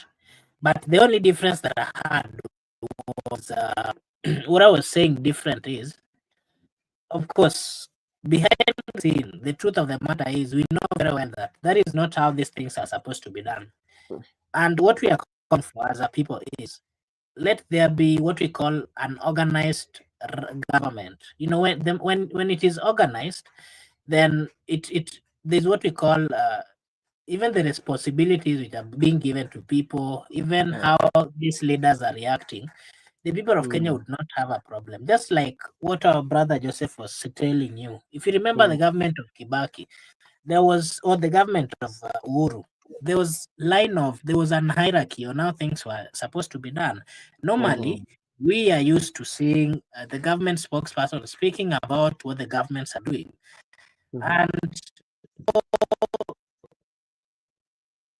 And also something good in matters of governance. You know, when people whose positions are known in the constitution, when they act, you know, they act within the confines of the constitution, and they know that this is what the powers that I have comes from the constitution, and this is what I'm doing. I agree I can have a PA if suppose I'm a member of parliament. I'm not disagreeing with that. The president has a right to have a PA. Yes, well, that's okay. But an extent where, you know, even the PA is giving instruction, you know, what will happen is, allow me to just finish. What will happen is you can give instructions which can end up, you know, messing the country, because he's going to a point where he's a very powerful person and is respected even by members of parliament. What if he gives an instruction that is contrary to what the president is thinking? What if he gives an instruction of anything? Because most of the time we've seen him speaking like he has all the authorities. I don't think that is right to me as a Kenyan who really understands how hierarchy and everything works. Okay, thank you. But if you say that they have to work within confines of law, they know the law very well that they've just decided. And I think I might be wrong, but you see, like if there's a pronouncement that he has to make in the public, he might be getting a directive from somewhere. He cannot just come and say something that he, by his own thinking, that this is what I need to say.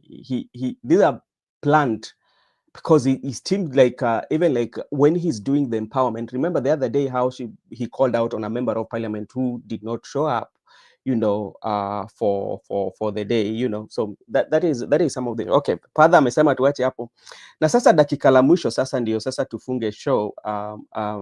Ama Makubura, you can continue because I need to. Can I just give you like few minutes then so you can continue, right?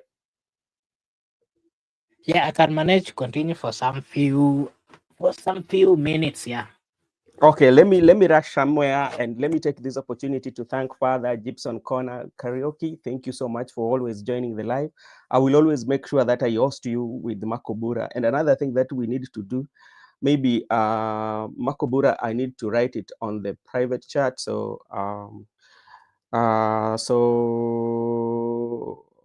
especially like my karaoke, because you can come to the group, so that when we give the link, we give it directly on the panelist link. Okay, so yeah, thank you, brother. Yeah, sometimes we not, especially sometimes we want to, we can have everybody, but like for the evening, we can have our panelists, you, Makobura, and all that, so we have like a very good conversation. And for our second session, we can have everybody. So once again, thank you so much, and may God bless you, and I hope see you tomorrow. And Father, also thank you so much. Gibson Corner, Makobura, once again, thank you so much for standing in brief. May God bless you. Okay, thank you. Thank you so much, Brother Ben. And to our viewers, just like he has said, we request you, if you're watching for the first time, kindly like and subscribe to the channel, and we'll really appreciate. Kibogong here is saying, what is the meaning of a personal assistant? Maybe Joseph, you can also give us your definition of what you understand from this word PA, because from my understanding, a PA is someone of course, is supposed to be assisting their masters. And in assisting them, I don't really think that they have the same power as their masters.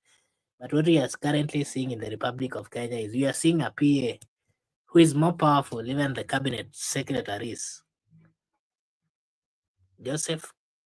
Yeah, he's even stronger than the deputy president. But for a personal assistant is somebody who carries all the dirty works of the person he's atoned to. Like the way we had Uhuru, his PA was Rigathi Gachagua. So this is a person who always does your dirty work, the papering and everything. All the things that a secretary does is an example of a secretary in short, become a secretary to kwa ofisi yako. So that is what I can down it to. I also see brother Father Dan is also asking. He sent Sakaja the other day to secure Nairobi, and you saw what happened. Yeah, this guy is serious, brother. He's going to ban this country if you are not. You know, this guy, he's not even that educated. I don't think even he has finished his form 4. So that's why you see him is always talking the way he's talking. Because if he's careful, he cannot. If he's learned enough, he cannot be removing the such of statements he always remove, and he cannot be the way. Unajua anakaa kama goon. He's always like a goon. So the goonism in him is always showing. Ati mimi niko na power. I have the power. I can tell the CS of finance usitembelee kwa mkeka. I can tell them what to do. Naweza nyamazisha an MP, an elected MP, nimwambie hapana, hautaongea kwa hii mkutano. So but the problem is Mr. Mark, we are forgetting who gave him the power. He did not give himself the power, because if Ruto can stop this, he can tell them no, you are not supposed to be doing this, but we know who is giving him the power. So even I don't have any fault in him. The fault I have is with Ruto, because you cannot be telling a person who even has not finished his four level, and he has not even ever been elected in any political seat, coming telling people that you are going to do what I want, you are going to do to my bidding. You are not elected by anybody. We don't know you. And that guy should not even scare you, Makobura. He's just a talking mouth, a hornbill. That guy is just another hornbill. Ni vile tu watu huko kwao wanamuogopa. Me, I don't fear him. He's just another hornbill with the likes of Akina Sudi. Their work is for the bid of their master. I know they are being given some tenders to do. So ukipatio kitu ya kuuma nowadays, unaona wanapiga kelele sana. Usipopiga kelele inanyang'anywa kwako. So lazima kila mtu ajioneshane anaongea so much so that you can get the tenders. That is what my take in all that. Okay, just like you've said, ukipewa kitu, we've seen them coming out gun blazing to defend. The same thing is happening even to the youths, the Gen Z. There are some Gen Zs who are being paid. It is being said that the daughter of the president is paying the 25,000 every month to infiltrate, the demos, and also to give contrary opinions on matters of the stance of the Gen Zs. And today, when I was watching Citizen in the morning, this gentleman called Joshua Okayo, who is a student of law, he was with some two gentlemen in the show, and he really exposed them. He said that the two gentlemen were seen in a photo with the daughter of the president, not once but twice, and they've been even going for some meetings, and it is being said that they are being paid 25,000 every month. And part of what he also said is that they are being used, so that as much as they are Gen Zs, they should be coming out to give contrary thinking and contrary stance in matters of in matters of the stance of the young people. Maybe your take on this as well. Brother, Gypsy Corner there has answered you and told you, Sharin, like daughter, like father. Mtoto wa nyoka tunasemaga ni nyoka tu. So don't expect different traits from the child. Kama alielewa na hiyo trait ya ati we can be bribing people and bringing them. I heard even they put an office for her. So they put for her an office, and which I don't know if it is still there, that at the first daughter's office. So if it is about talking about Ruto and his family, that one even I don't want to engage myself because I know they are all the same. Even the wife, you see what she does. You see the things that she's doing. She's saying that I'm going to empower women for I don't know shamba things. And if we look at the first lady who just left, Margaret Kenyatta, you are seeing she's bringing things of substance, things like Linda Mama, things like Beyond Zero. This one is being told that tukuje tulime sijui kitchen gardening. But to come By on those people. Joseph, on same matter, maybe I'll just want you to give your take again on what you understand on the role of the wives of the president, the first ladies. You know, if you They're remember supposed the former first lady, she did quite a number of things, and she was known of assisting in one way or another. Some of the projects that she came up with really assisted, especially the young people and the women. We, as much as we've always seen that, and we've been told that this is a government, I mean, a president and a first lady who are fully into Christianity, and of course, from my understanding of Christianity, you know, the wife and the husband are supposed to be very close to the extent that they are working together, giving each other advice, you know, getting into activities which are assisting the people of Kenya.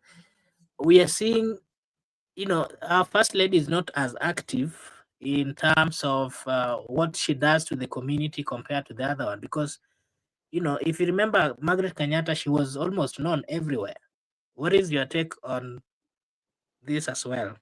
yes, brother. For about the religion, we have a father who is down there. I think he's going to give us some verses and some enlightenment about. I don't like to involve myself in the religious matters because I don't know. But for the developments and what the first lady should be doing, she's not doing what the first lady should be doing. The first lady is supposed to be coming with projects that can favor women and that can favor children in the country, and we have seen them with so many of the first ladies. Even Lucy Kibaki, she was doing some projects about the hospital and the revitalization of hospitals, like the Mama Lucy Kibaki hospital. So we have seen first ladies who are using their space to bring to trickle down some of the effects, some of the good effects from up there. There is not every time you see a woman, because even the women representatives we have, they have all become political. So we need somebody who is a mother type, a mother type. You see, even the problem we have, brother Mark, is not that this is religion or what. We have a problem of a mother nature. We don't have a first lady who is mother caring.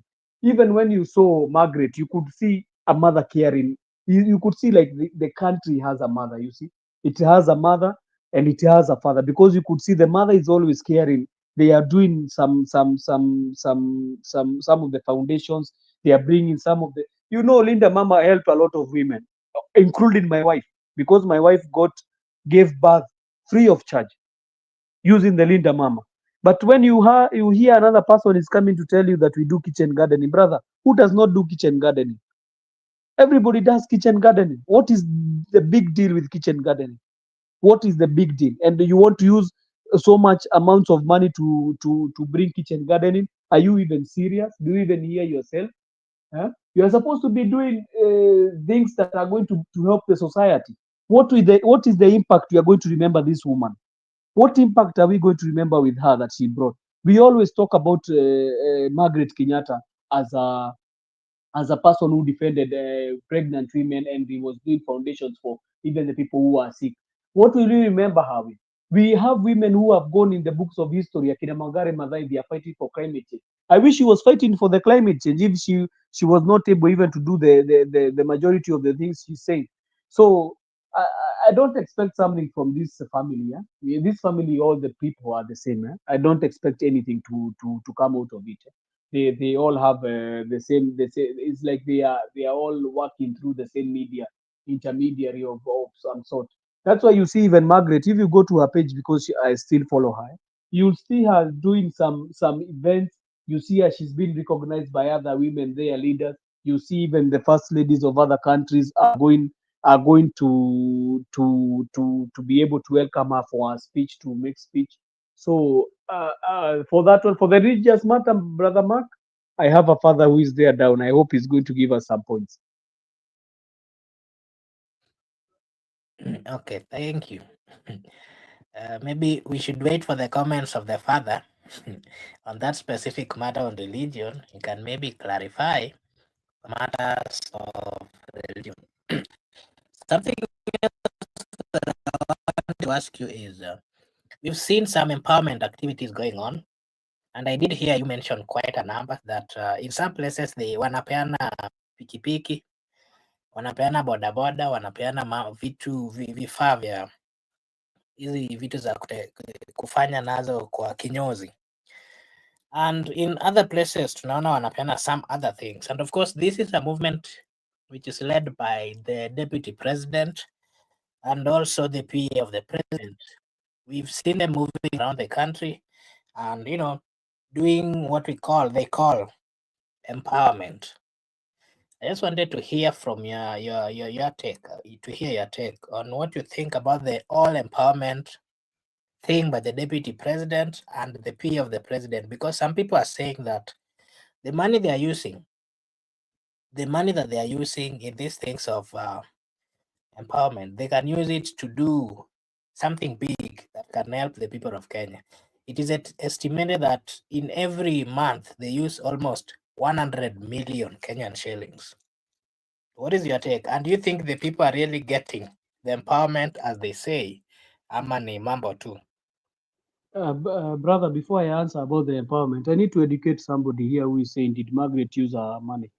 Brother, you need to know to first know some. You need to first dig something and you know about something before you comment. The office of the first lady in the Republic of Kenya is always allocated a budget. Or don't you know that, Brother Mark? The office of the first lady is always allocated a budget. Yeah, it is. They get money. It is not news. So I don't know why you are saying did he use our money. It is there. It is allocated. The first lady's office is always allocated some budget. Si mimi ninawekaga hiyo budget. It is always allocated there. Even the Si deputy, mimi I remember, even the deputy's boss she's given money. You remember it yeah, even brought problems the other time when even the wife of the prime secretary was also receiving money for that matter. yeah, and the office of the first lady of the Republic of Kenya is an office that is situated and it's known. Me the other one for the cabinet secretary is for the prime CS. Hiyo si ukuwa ninajua brother Mark brother Mark. The one I knew is the office of the first lady, and they always even have a logo of the anakuaga mpaka na unaona ile kitu podium anatumia kuongea. Were you seeing for Margaret? They always even have a podium which has a logo. I don't know if you are seeing the logos before, brother Mark. Ilikuwa na logo tofauti na ya president.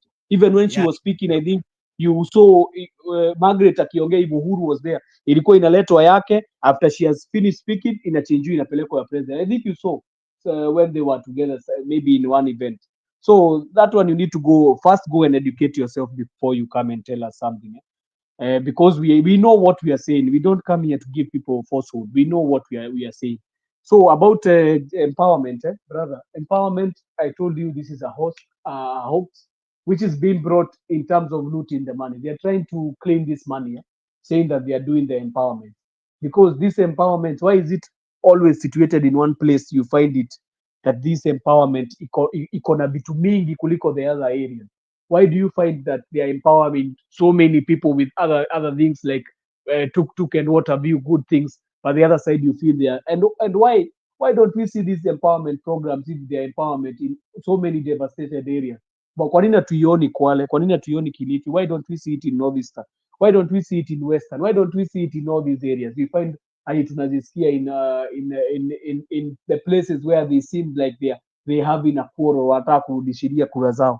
It's just this is just it's just a plan to try and get votes. It's a plan just to try and bring back the people, but it's not happening because in Mount Kenya wamekataa ng'oo, wamesema hapana, hata utuletee sijui nini, hata utuletee ndege utuweke sisi wote, this one we are not buying. So for him he can continue doing the empowerment in their own places. Kindiki aendelee tu kumwaga pesa.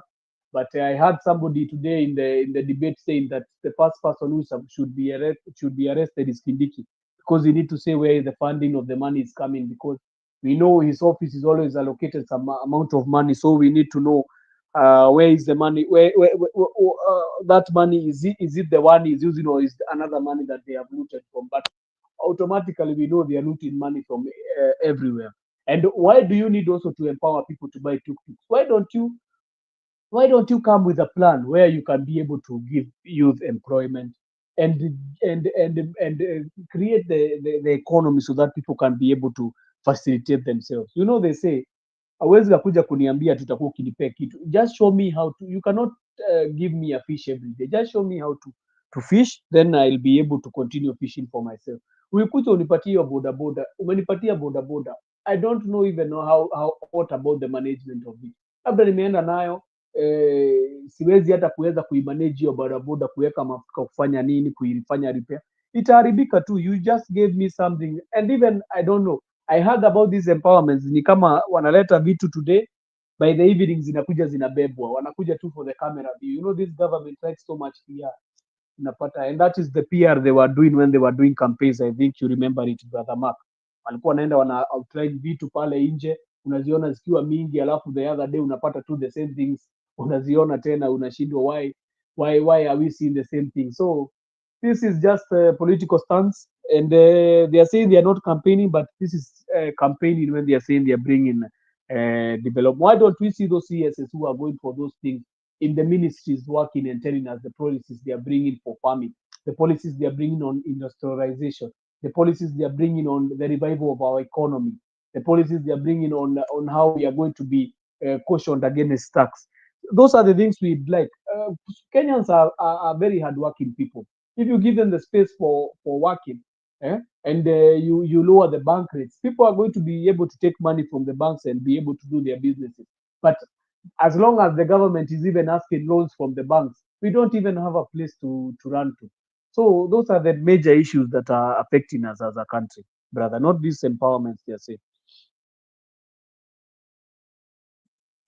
Okay, maybe my last question to you, Brother Joseph, is the planned demonstration by the Gen Zs. We saw them coming out and saying that they will even have a walk to the State House. And part of what they'll be doing in that specific day is to remember the fallen heroes and to also hear from the families' representatives their speech. And then after that, of course, they will walk to the State House. My question to you is, as a Kenyan and someone who has been in the Republic, and you understand this, how these demonstrations have been done. Remember, the police is also aware of the same. Do you think it's going to be different from what we saw in last year, same month, June 25th, or with them coming out to even clarify and give a plan of what they are going to do? Do you really think it's going to be possible for them to get to the State House as they plan? I am so confused with the police, because they always tell us that we are going to protect you, we are going to give you protection, but in the wrong turn, you see the government has also deployed goons. So I see a instance like what happened on Tuesday. People should be vigilant. They should look among them crowds and check if there is people who have been paid to distract. I heard that there was a rumor coming out that they wanted to stab some women so that they can get, I think, so that the nation can become very angry and say that this protest and this maandamano should stop. So people should be vigilant the way they were vigilant on Tuesday, because I upload the Gen Z. They were the people, not only Gen Z. These protests, they have been carried on by all genders. Only millennials and Gen Z, they are all up in arms, because I don't know if generation boomers are so much, but I know the millennial and Gen Z, they need to be very careful and look at those people who are going to try and infiltrate the protest. For them walking to State House, and the protest is allowed anywhere. There's nowhere that we have been told we cannot protest at. We can even go at the gates of State House and protest there. So there is nowhere we have been limited to protest at. What has been stipulated in the constitution is just that don't interfere with the other person's rights, and I don't think they are going to interfere with. But for me, I had heard that they are going to have a concert. Was it changed, Brother Mark? Did they change that program? I heard they Of were course, going to have after the concert and the speeches and everything, they were planning to also do a walk to the state house.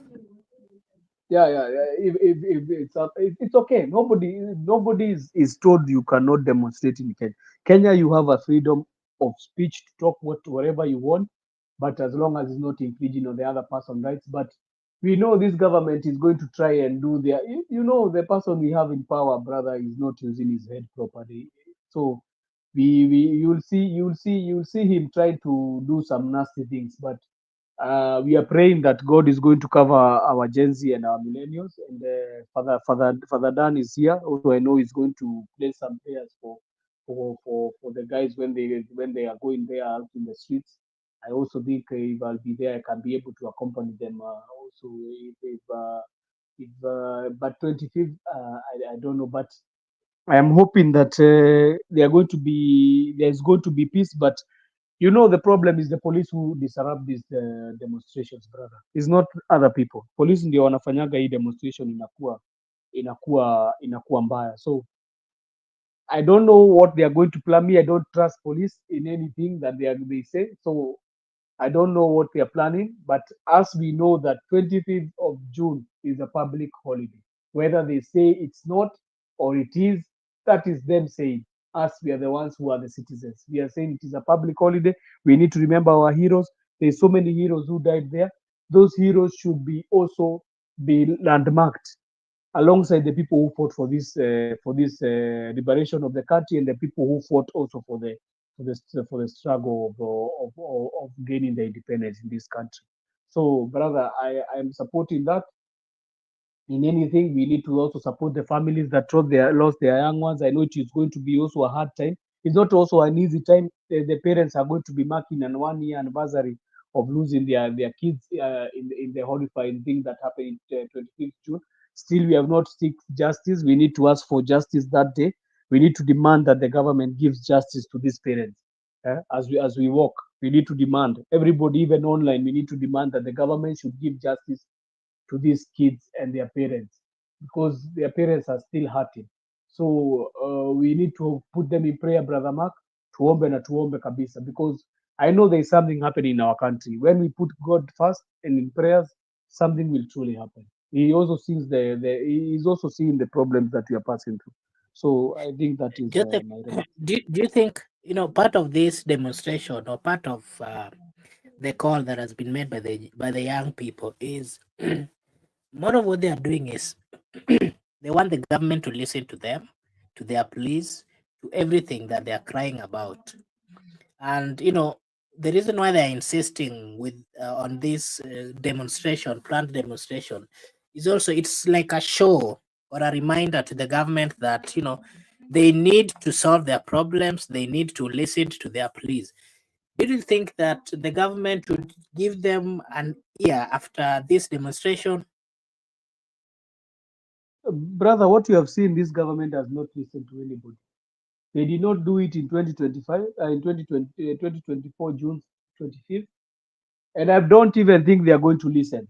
If they never listen that time, they are not going to listen this time. And it's very unfortunate that the president was given a time to redeem himself, but he did not. But I think all is the planning of God. Also, God is like amekata huyu jamaa. So when God wants you to vacate power, brother, it's going to give you confusion. Hata zile vitu zinafaa kufanyika unaona zikiwa rahisi to you, unaona kama ni tu lazima usumbuane. That is the same spirit that he gave Farao. Farao alipatia hiyo roho ya kuwa na roho ngumu. I think God has given also this guy roho ngumu ya kukataa kila kitu, because the agency were only asking for just small things that the government could have done, and all this could have gone away. But if they did not listen to them that time, don't expect them to listen to them this time. So the thing that we should do, we emphasize on the Gen Z and all the generations and all the people who are hurting, brother, the people who are feeling the pinch, to take votes, register.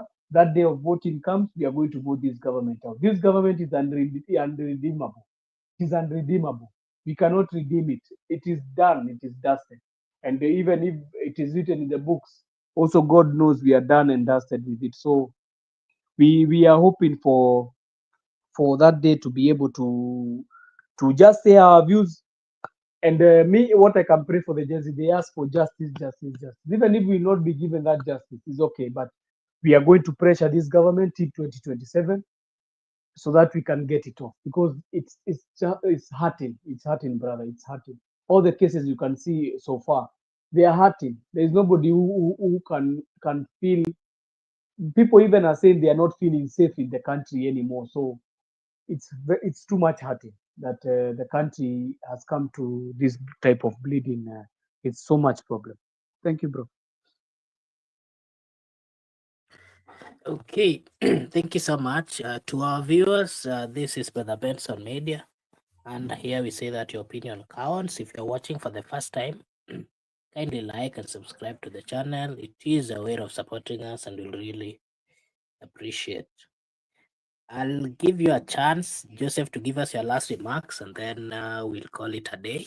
Before you come in, allow me to acknowledge and to really say a big thank you to Father Didi, to our good friend Douglas Kibogong at the comment section, Gypsy Corner at the comment section, Laban Misiani the comment section.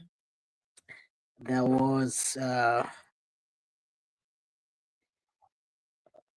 who else? There was Brenda Obedi also at the comment section. And brother, Father Dan has told you something there. At we are in contact with my former students who are involved in Gen Z movement. That is why I'm poor. No, Father Dan, you are not poor. You are rich. You are rich in. You are rich even if not money wise. You are rich in all means. You are rich in educating us. You are rich even in with wisdom. So not a must we have money in our pockets.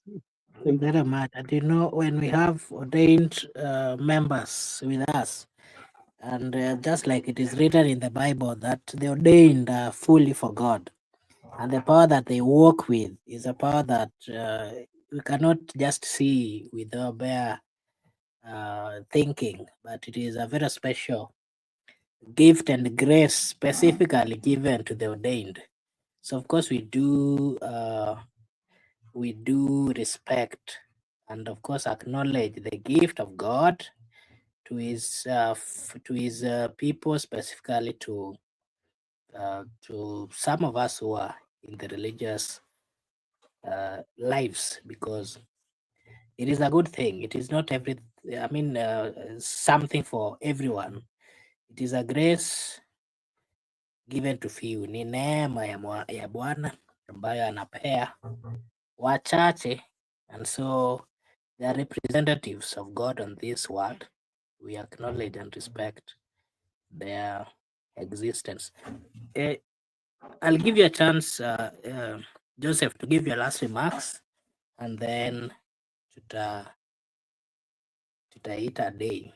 We'll call it a day. Yes, thank you, brother. I want to thank all the people who always come, Douglas, Father Dan, Dario, and Gypsy Corner, Judith. I want to thank all the people who come to support us here. I also want to beg with Father Dan, continue praying for us, continue praying for the country as we continue soldiering on. I know God is going to transform something new. I know also pastors in our land are also praying for the country to be able to shift and transform, because this is a time we cannot do on our own, brother Mark. We need God's intervention. So we are going to still soldier on. We'll see how the events are going to turn up. Those guys who are still spreading rumors about things, we are going to come and dislodge them here, and we are here to be able to bring the comments to the people and bring our own views of things. If you have another different view, we always support it. But it's good also to be able to come to a common understanding that this government has failed, and we need to restart everything. We need to reboot, like the way we reboot our mobile, and we remove everything from the mobile, we delete everything. So I want to thank you guys, and Father Dan is saying that DCI and IPOA found it hard in court today. Things are, yeah, DCI and IPOA will find it tough in the cases because they are trying to hide so many things, so they'll find it tough. So thank you guys. I will not take much of your time. I always appreciate. Thank you so much. Okay, thank you so much, Joseph, for finding time to join us.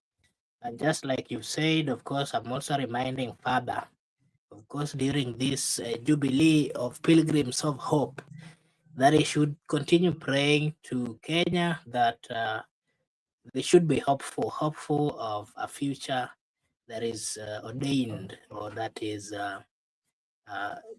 put there for us with our loving God. So to our friends who support us, we really appreciate. If you're watching for the first time, of course, we request you in a humble way that you just like, subscribe to the channel.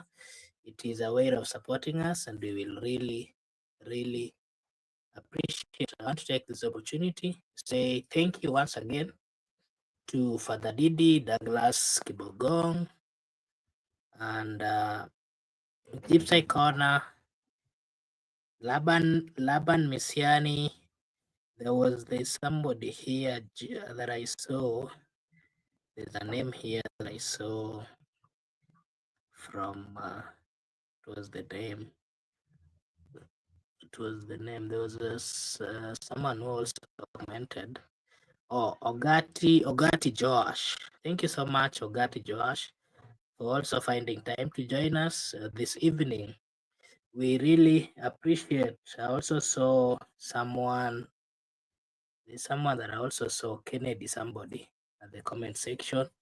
We really appreciate. Brenda Obedi, asante sana, na wale ambao wametutazama siku ya leo, tunashukuru sana na Mungu awabariki. May God bless you. See you again. We are hoping to interact again